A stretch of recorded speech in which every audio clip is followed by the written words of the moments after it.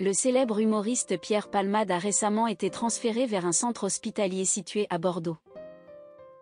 Si la raison évoquée est la spécialisation de cet établissement dans la prise en charge de son état de santé, pour un praticien chevronné, cela laisse présager que la situation clinique de l'artiste est particulièrement préoccupante.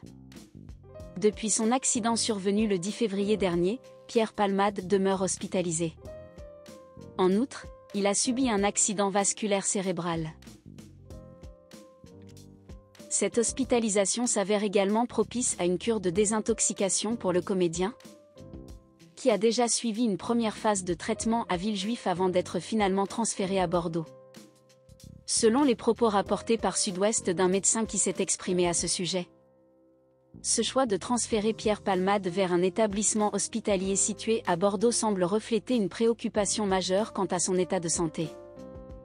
En effet, la spécialisation de cet établissement dans la prise en charge des conséquences des pathologies neurologiques lourdes renforce cette hypothèse.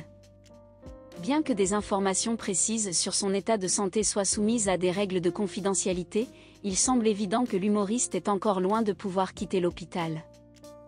Toutefois, il est possible que Pierre Palmade bénéficie d'une certaine liberté à partir du 6 mai prochain. En effet, il pourrait se voir accorder des permissions les week-ends, notamment pour rendre visite à sa famille, qui réside dans la région.